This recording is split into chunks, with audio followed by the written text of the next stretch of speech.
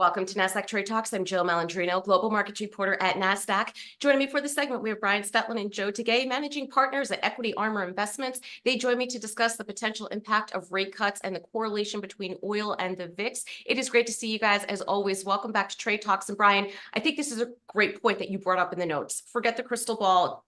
What happens if the Fed actually does cut rates? Never mind the when, the if, but when they do.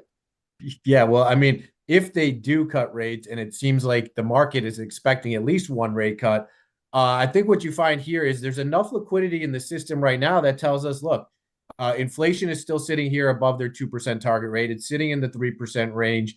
The market has rallied very nicely off of any sort of dovishness talk. And I think the market, although it expects maybe a rate cut, I think that's bullish, actually, because I think no rate cuts is kind of a neutral position. But if they do actually rate cut here, I think the stock market in general will like that, and valuations probably should be taken higher. And I think we're starting to see some of that price in as we sort of got some bad news on unemployment with a little tick up in the unemployment rate. That sort of led the market to rally, saying, hey, maybe this gives enough for the Fed to actually cut. And now valuations on the stock market can move a lot higher.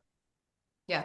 And Joe, it seems as if the market has handled the fact that we haven't had any rate cuts pretty well. We were expecting 6 to 7 cuts at the end of December. We haven't gotten any this year. Corporate earnings have been pretty decent overall. And at this point, should we get a number of rate cuts, in my mind, that signals are a bigger issue with the economy than necessarily the market just predicating its valuations on rate cuts alone.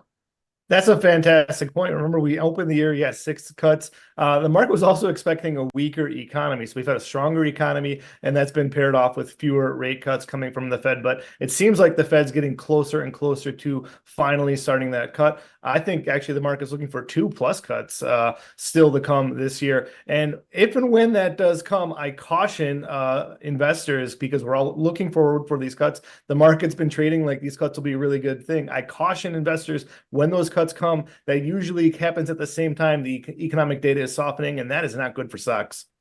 Yeah. Well, Brian, I mean, do you get the sense that inflation is really down from the consumer perspective? Of course, we hear about this all the time. We're in an election cycle. It doesn't feel like inflation is coming down for the average person, even though the data may suggest it does. I think there's a difference between inflation 0% year over year, but, many categories up 22 to 25% just in the past 4 years.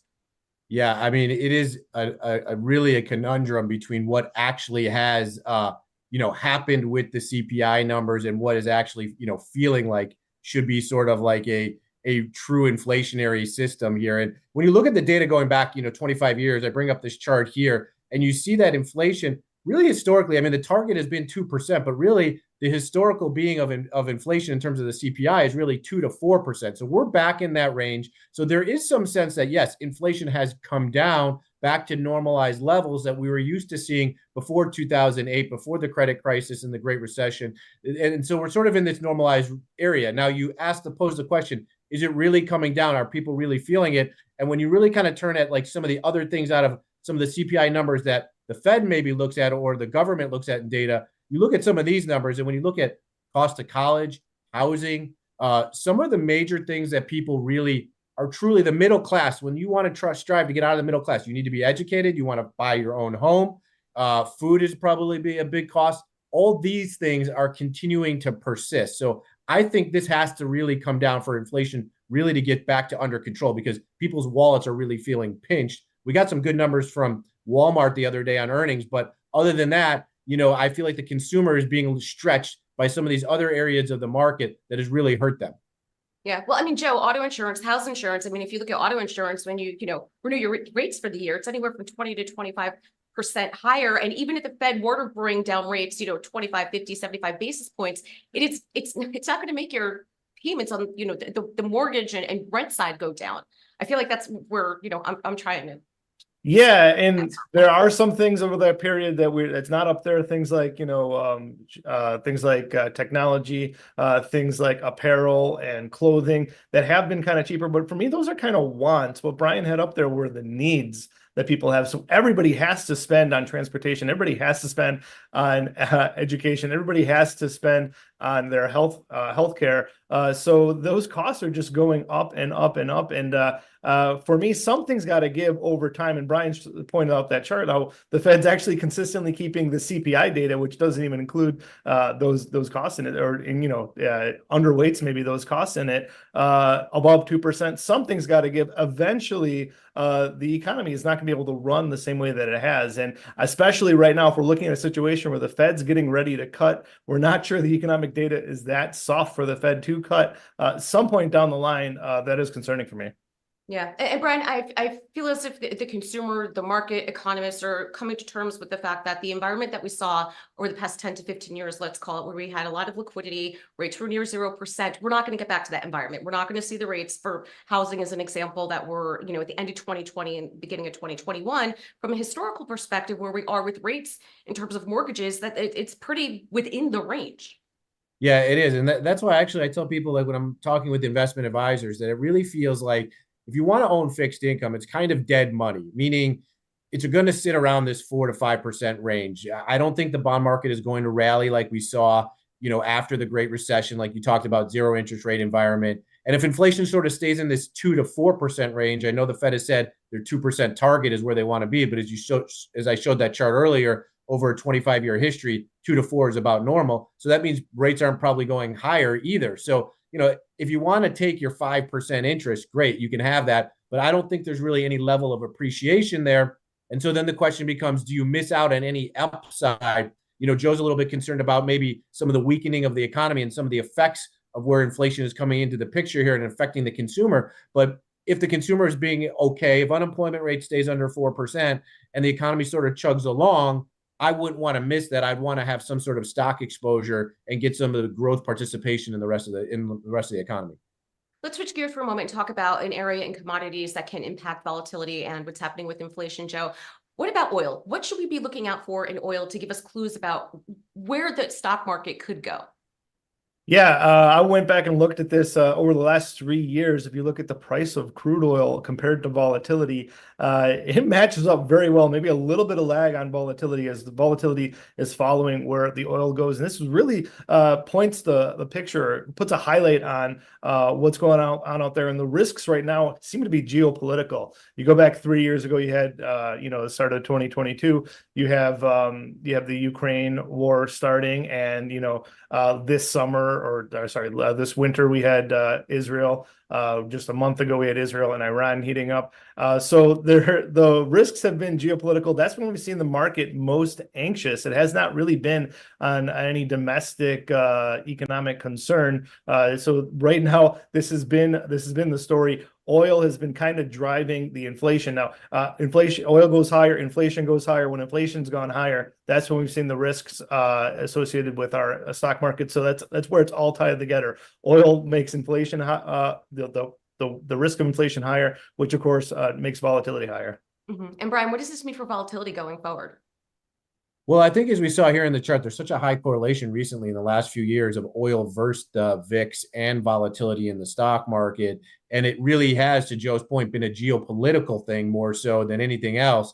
When we look at the VIX here now sitting in the teens, and we look at oil sort of off its highs when we had sort of a ramp up of Israel-Iran situation with them sending rockets back and forth to each other. I think we're going to have some level of calm here for a good part of the summer. We're hitting into the summer area. Europeans go on vacation the late half of the summer.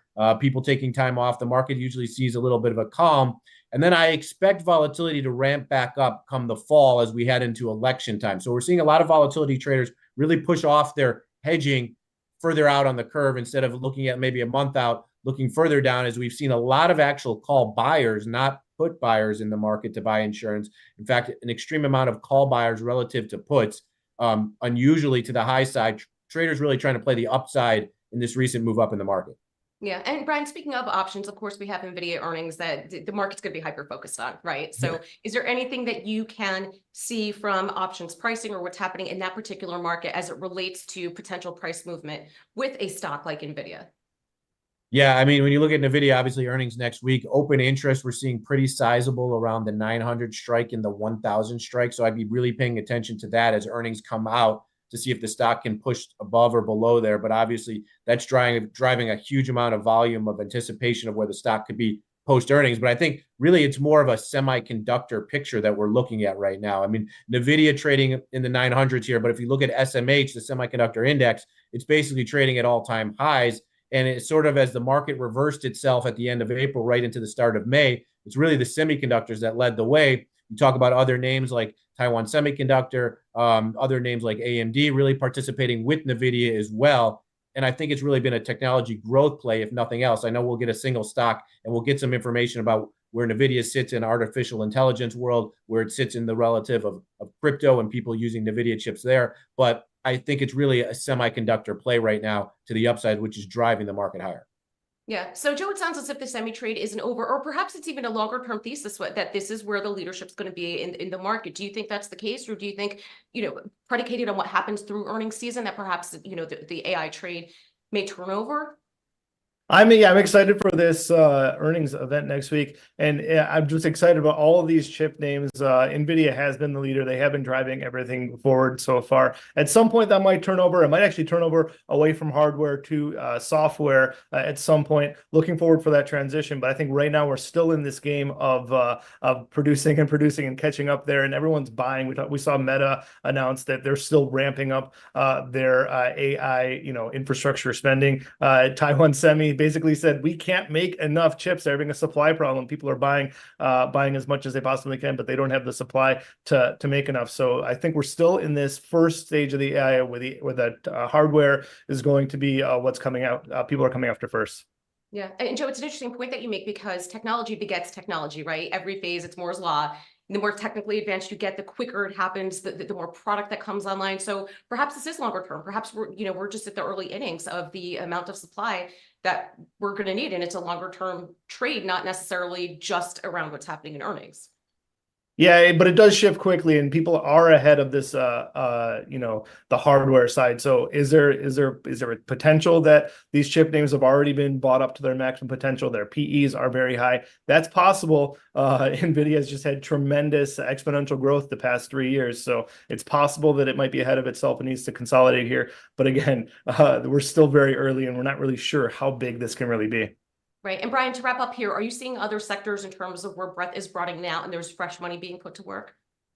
Yeah, I mean, when you look at like mid cap and small cap, they've obviously struggled so much, but they've actually participated fairly nicely in the recent rally. Then I mentioned earlier in the show, you talk about Walmart and the consumer, and maybe the consumer is hanging in there, and maybe we've underestimated. I mean, I know it's been consumers strapped with all these higher costs that are coming down the pipeline to them. But if the job market stays well, maybe the consumer can kind of hang in there, and some of these other consumer discretionary type stocks can sort of participate in this rally. That's something that I'm watching to see if this can continue to broaden out, and we just get a low volatility grind higher in the market. It spreads out. It moves down the pipeline from the semiconductors growth area to maybe the big four mega caps to the next in line sort of consumer